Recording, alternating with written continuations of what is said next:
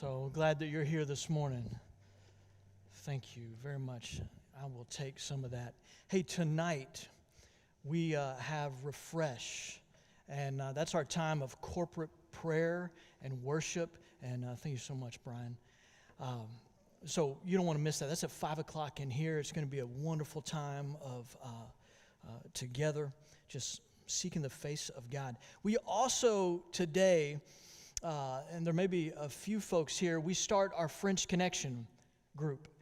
And so French speaking connection group. And so had you been here last night, you would have heard some of the best beats and tunes in the loft.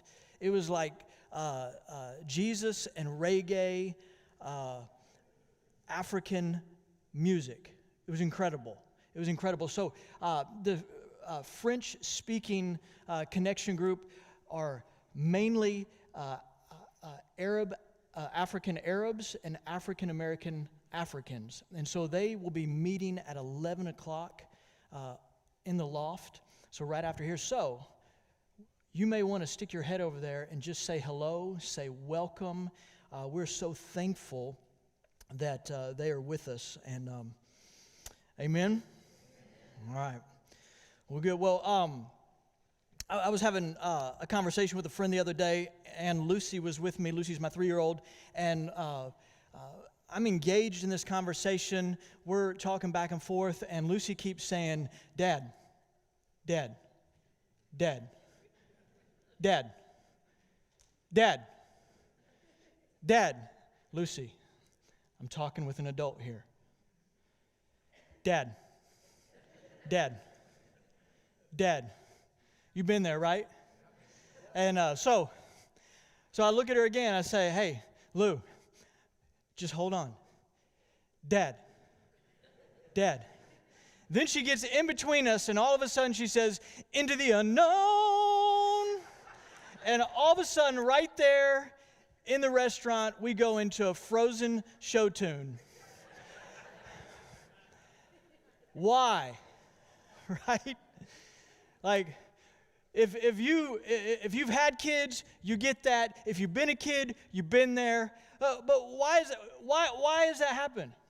Because we want to be seen, right? We want to be heard. We want to know that we matter to the people who are close to us. And so for Lucy, when she couldn't get my attention, she decided to do the one thing that she knew she could do, and that's get the attention of the whole room, right?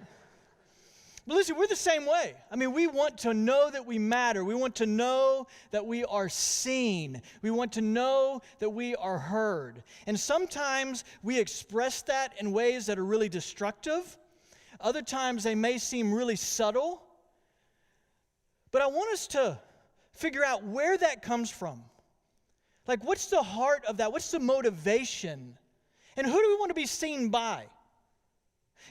And Jesus begins to expose that with us this morning. And here's one of the things I want you to process this morning is that whoever you seek praise from is your king. Whoever you seek praise from is your king. Whoever you long to be noticed by, to be seen by. So if you have your Bibles, I want to turn to Matthew chapter 6. And we've been working through this series in the Sermon on the Mount, which is 5, 6, and 7 of Matthew. We finished chapter 5 last week, and we're in this series called From Sunday to Monday. It's connecting your Sunday faith with your Monday work. Why? Because this incredible designer, builder, who is Jesus, who made you and me, he wants to show you off for his glory because he created a masterpiece. He's also given you work. He's given you a profession, and that work may be in the home, it may be politics, it may be education, it could be numerous things. And so when your profession, your work intersects with your vocation, which is your calling, and if you're a follower of Jesus, your calling is the same as my calling. When those two things come together, you begin to better understand your purpose, the why in which you were created, and that glorifies God. And here's the good news, you get massive joy out of walking in that way. Yeah. Maybe the preaching's taking hold. So in chapter 5, we've been seeing him go from these extreme behaviors to heart matters. Chapter 6 and 7 is what's called the devotionals, the Sermon on the Mount devotionals. But make no mistake, he continues to address those heart issues, just like he's been doing in chapter 5. You may remember, he starts off and he says, you heard it said, do not murder. So he takes this extreme behavior out there that, most of us, we could go, woo. I hope all of us could. We haven't done that. But he says this, but if you have anger in your heart, you have resentment in your heart, you allow that anger to simmer in your heart, you've murdered somebody in your mind. Even to the point that if you think or know about somebody who has something against you, instead of waiting on them to come to you, you go and make that right. He goes on after that and he says, you heard it said, don't commit adultery. And, I think most of us would go, whoo, thank goodness. But he says, I say to you that if you have lust in your heart, then you have already committed adultery. You see what Jesus is doing? He takes this extreme behavior and he gets right back down into the heart. He says, you've heard it say, don't swear falsely. He says, but I say to you, don't even make an oath at all. Just let your yes be yes and your no be no. Be a person of integrity. Last week he said, you heard it said, an eye for an eye, a tooth for a tooth. That lex talionis, that law of the tooth, that equitable justice, which is a really good thing, by the way. But he says, I want you to go beyond equitable justice and to express mercy. And even if you're insulted, even if somebody hits you across the face and insults you, just give them the other cheek. Well, here he is in chapter 6. We're just going to look at the first 4 verses this morning. And he says this, beware of practicing your righteousness before other people in order to be seen by them, for then you will have no reward from your Father who is in heaven. Thus, when you give to the needy, sound no trumpet before you, as the hypocrites do in the synagogues and in the streets, that they may be praised by others. Truly I say to you that they have received their reward. But when you give to the needy, do not let your left hand know what your right hand is doing, so that your giving may be in secret, and your Father who sees in secret will reward you. So here's the thing. A lot of us look at this passage and we go, oh, wonderful, a passage on giving. Okay, good news, bad news. Like, this actually isn't a passage on giving. Now, there is an exhortation here that Jesus says that we need to give to the poor, and he's using this as an example, and even as an example, that's a reminder and that's a command for us to be generous. And actually, this example, we're going to come back to this at the very end, because this is where the secret sauce is in order to break the power of what he's talking about, the things that have a hold on our heart. But this passage is really about the motivation of our heart. It's about the motivation of our heart. Where do you seek applause?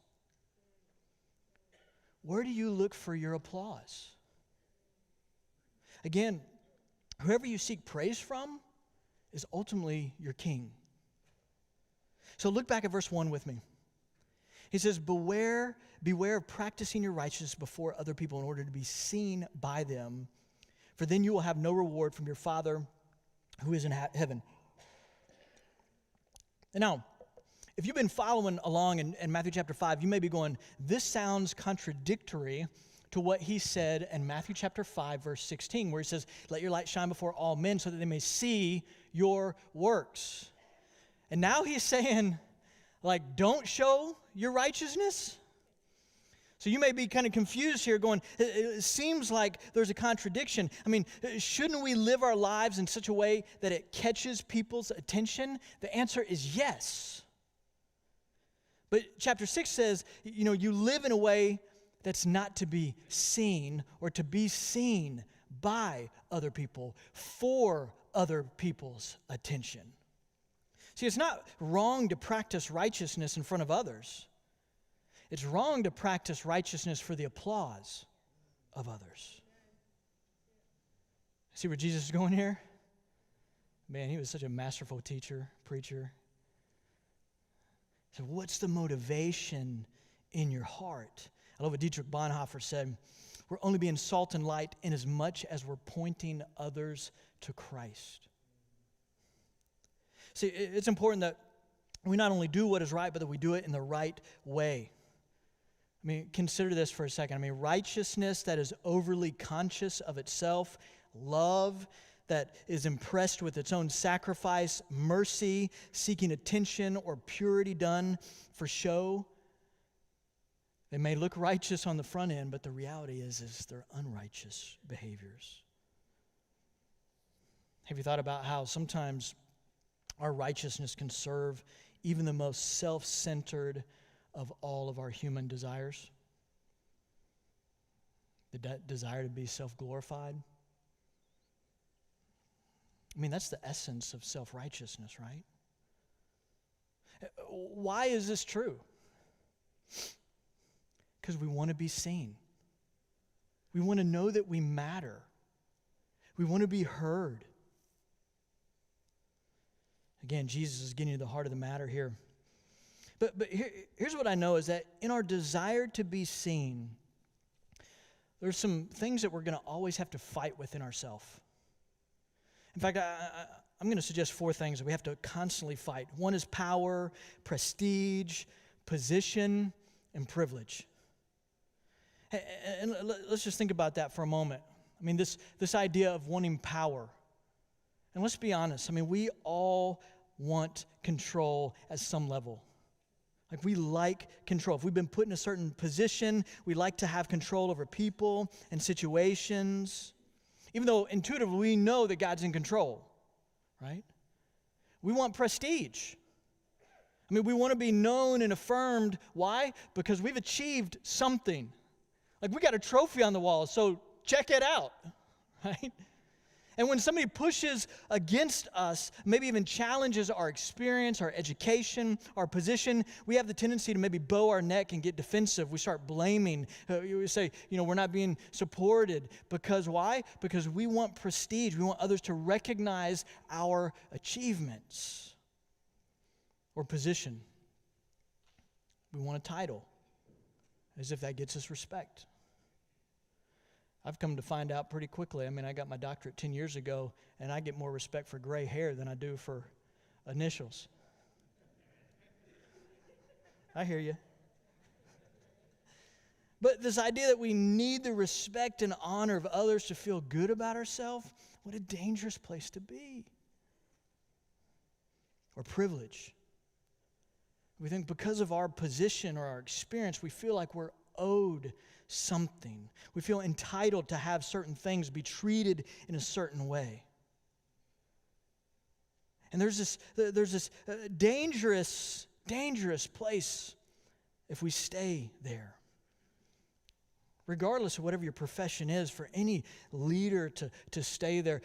And if we do, there's a couple things that might happen. I mean, we might grow in bitterness because we didn't get what we thought we deserved. Or we might morally compromise because we think something's owed to us, so we're just like, I need to take it. Or we become dismissive of people who challenge us, and we become deaf to certain people and issues, which just leads us to a place where we no longer have self-awareness. And all this time, we just want to be seen. We want to be heard. We want to matter. Think about what we've seen over the last 2 years. Think about how this is applied to what we've seen just here in America from numerous different groups. These groups don't get what they think they deserve, that privilege, right? They act out. Why? Because they want to be seen. When they want respect, position, right? They're just crying to be seen when they're screaming for affirmation of their achievement, which is prestige. It's a cry to be seen when they seek the control of people and education and systems, that the desire for power at the heart. They want to be seen. And they're just expressing this fear of not mattering. And no doubt that in our fallen nature, we often express these things in really destructive actions and prejudice, but at the heart, people want to be seen. They want to matter. So let me just go a little bit further into this idea of this desire to matter, to be seen. Because when we don't feel like we're being seen, we have the fear, just like Lucy, we have the fear of getting ahead of God and taking things into control. We step into spaces that maybe we shouldn't, right? Or we draw attention to ourselves, and that's what Jesus is talking about here in Matthew chapter 6. We draw attention to ourselves. And when we start drawing attention to ourselves, there's two lies that we've typically bought into. And I love how Robert S. McGee kind of talks about this. I'm going to use some of his language. But that first lie is this, is that success will bring fulfillment and happiness. That success will bring fulfillment and happiness. We think that, if we fail, then we won't matter. So we're just going to work. This is what McGee calls the performance ploy. If we can meet certain standards, we'll measure up, we'll feel good about ourselves. This is when we talk about our ego being built up, right? And performance ployers will either try harder, and they begin to put unrealistic demands on themselves and even others in order to measure up, or they just stop trying at all. So they don't have any expectations. They don't think they'll ever meet those expectations, so they just don't even put them there. They just precondition themselves essentially to fail, and therefore oftentimes are driven to despair, depression. But ultimately, performance ployers, they apply these self-imposed standards, which leads to a results-dominated life rather than a faith-driven life. They always worry. Maybe they're constantly justifying mistakes, feel like there are certain areas where they have to succeed, get angry when other people in those same areas do. Maybe they become nervous, anxious when they sense that they may fail. And the effects of this can just keep us in the swamp. Perfectionism. We find comfort in those self-imposed expectations, and yet the reality is it suffocates joy and creativity. May avoid risk. You avoid things where you can't fail. Or pride. Again, we base our self-worth on whether we matter to others or even to ourselves, when our successes and self-exaltation are essential for those short moments of joy. Depression sometimes often comes out of that deep sense of loss when we experience consistent failure because we've based our personal worth on our ability to create something, and eventually we become emotionally numb, we become hopeless, we become angry at God, at ourselves. The second lie, though, is that performance plus others' opinion equals self-worth. You've heard that, you've seen that, you've maybe even experienced that at a point. We bow to the peer pressure in an effort to gain approval from others, so we become an approval addict, right? Again, we're afraid of rejection, we're afraid of not mattering, so we become an approval addict. So, people-pleasing becomes our coping mechanism. Actually prevents us from dealing with a root fear. That root fear being that my actions must not cause others to disapprove of me because of how intolerable that would be. If your motivation is to do something that's based in guilt, then you can know that fear is motivating it. And if fear is motivating, you can know that that's coming from the enemy.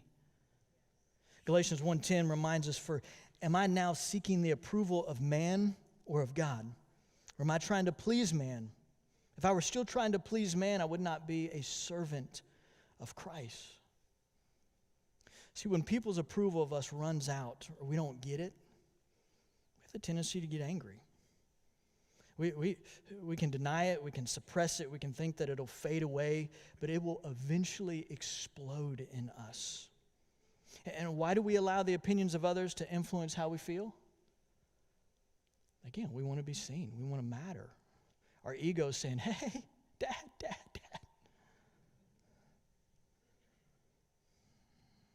We control things.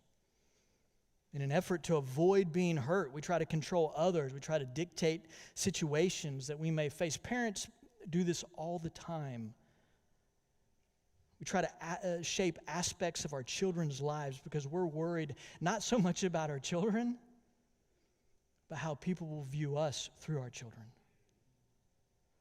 And all this because we want to be seen, we want to be known, we want to matter.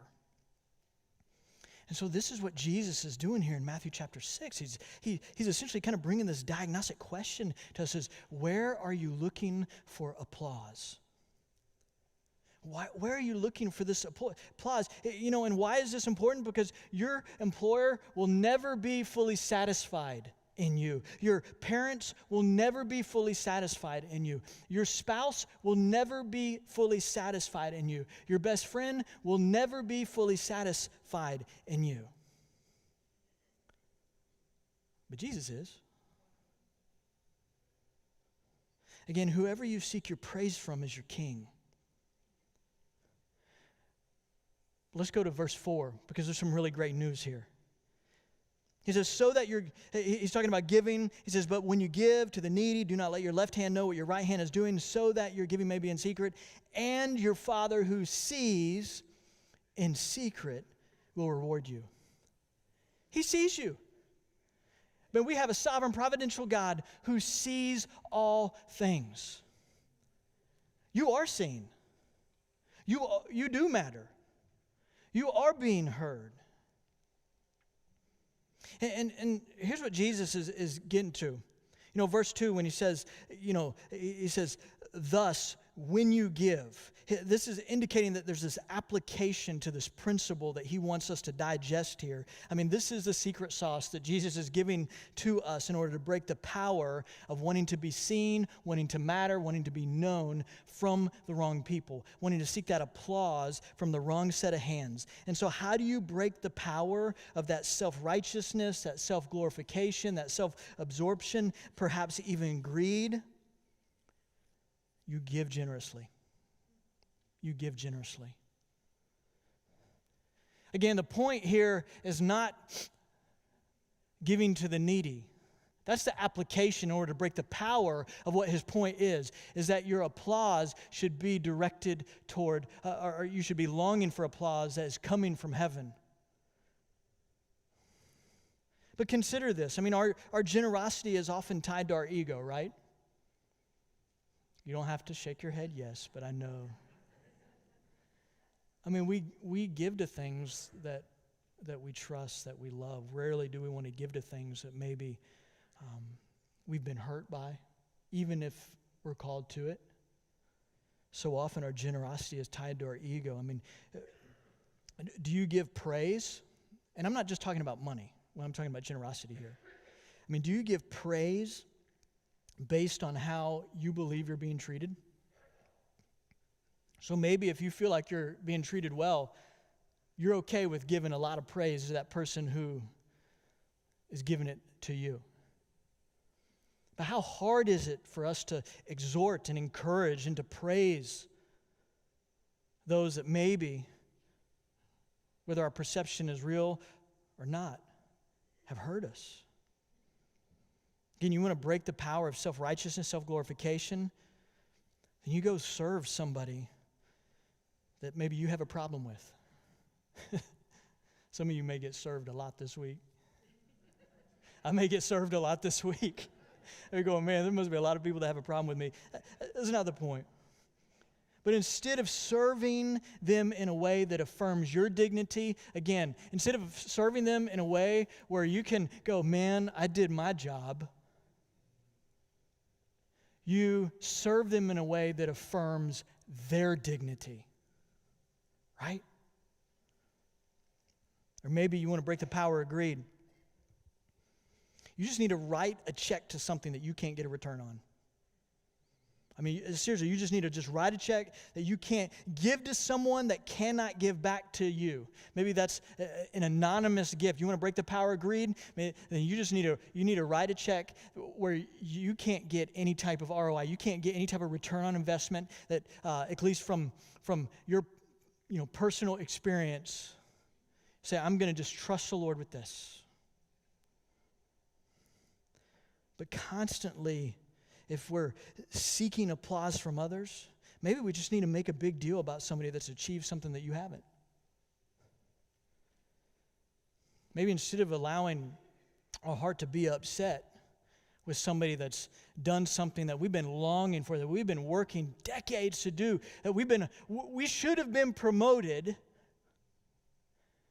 but our boss keeps looking over our head. And so-and-so got promoted, and he doesn't even work 50 hours a week. Nor does he have 3 children. And I'm faithful. I come to church every week. Right? I mean, you know how we get to that place? How I get to that place? And sometimes you just need to make a big deal. You want to break the power of seeking others' applause. You make a big deal about somebody who has achieved something that you haven't. Again, whoever you seek praise from is your king. So you got to let the applause come from heaven. But again, you don't need to get it from any source but Jesus. As a kid, I loved watching Night Court. Funny show. The next service will have to look it up. They'll have to Google it. Judge Judy, I used to watch that some. I'm sorry. I feel like I'm in a confession booth. There's a new show called Judge Steve Harvey. I think Steve Harvey's hilarious. Not always appropriate. So I turned it on the other day for about 5 minutes, and I could actually feel my IQ lowering. But I've also been in a courtroom numerous times. In fact, I think Tarrant County, every 2 years, I get my notice. I mean, boom. If you go to my office, there's a drawer. It has my last summons in it because I am checking the dates. I swear they do it once a year to me. And listen, it never comes at a good time. We don't have a perfect justice system, but having traveled all over the place, I'm thankful of the justice system that we have. But I've spent some time in court. There was about 10 years ago, 10 or 11 years ago, I was on a murder trial here in Arlington, and I was a head juror, and, that's a heavy thing. That's a heavy thing.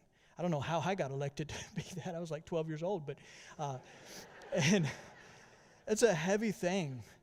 But for 3 weeks, as I'm sitting in court as a juror, you're seeing these things go back and forth. You have a prosecution, you have a defense, and everything that either the prosecution or defense is doing is that they are trying to provide evidence for either one of those. And there were days that you might feel like the defense was really winning and they had some great stuff. And so, you could see, they were feeling really good about themselves. And there was days that the prosecution brought some stuff and they were feeling great about themselves. But here's the secret for us, because I know that oftentimes we go about life in that same way. We feel like there's a prosecution and there's a defense. And so there's days where we feel really great about ourselves, and there's days that we feel really crummy about ourselves. And here's the good news, is that if you have been justified, there's no trial for you any longer. Jesus has already gone to court on your behalf. And if you're a follower of Jesus, he has already determined the verdict.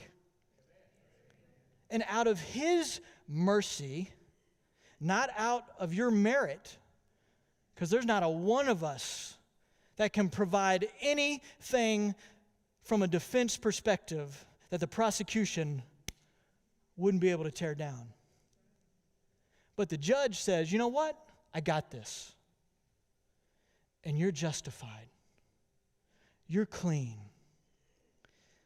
See, as a Christ follower, the verdict always comes before our need to perform or to seek approval. The verdict's out. And the verdict's in your favor if you're a child of God. I mean, if you're not a believer, then you got to go to court every day. And gosh, that's got to be exhausting. That's got to be tiresome. That your performance is going to determine your approval or the verdict. But as a Christ follower, the moment we believe and confess that Jesus is Lord, the verdict is in and you are accepted, you are loved, and you're heard. You're seen. Jesus, thank you for being a judge who sees us through the eyes of mercy and grace rather than through the eyes of our sin, ineptitude.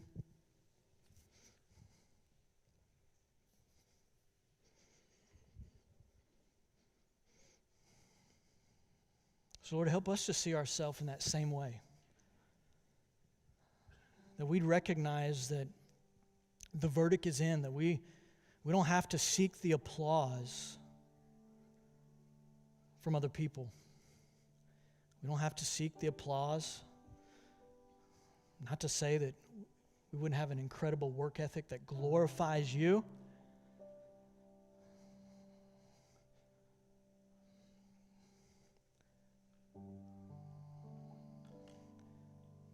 But our approval isn't determined based on somebody else's determination of who we are as a person. Rather, you've already ruled on that.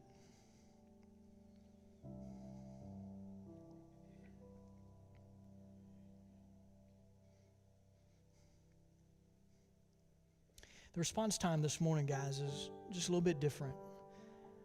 I just would like us to just exhale a little bit. Carla's just going to play a bed of music just for a few minutes.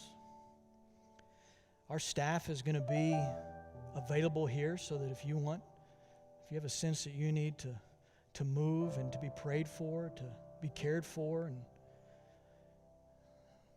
you know that saying, you got a monkey on your back.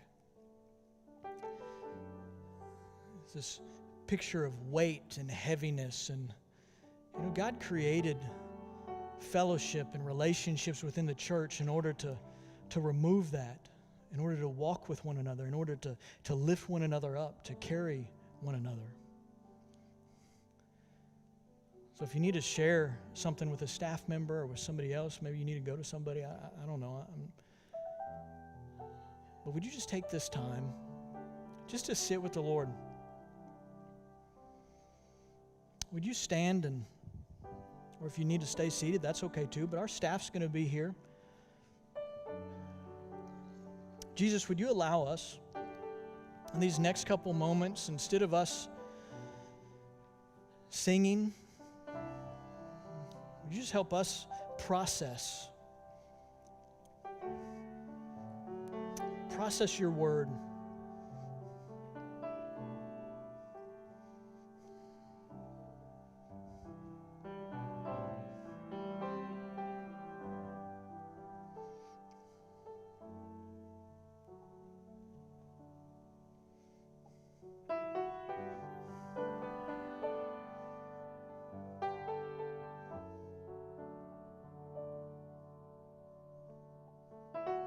Jesus, it's our confession that you are all we need.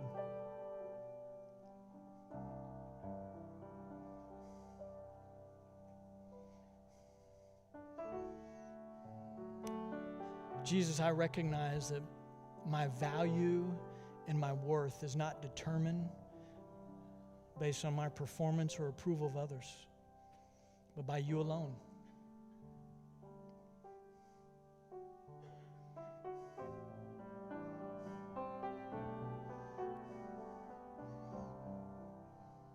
Jesus, I recognize that this desire to be seen and to be known comes from you. It's a good, healthy desire that you put within each one of us.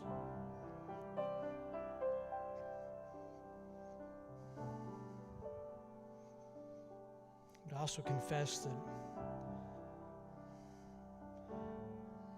I have an audience of one.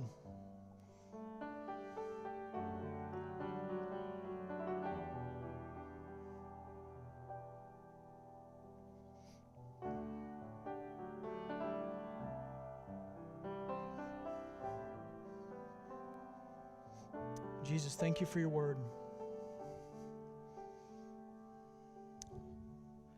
In your holy and your precious name, amen. You may be seated. I feel like that message could have been labeled Hannah. I don't know if anyone else is feeling that, but thanks, Eric, for pointing us back to that truth.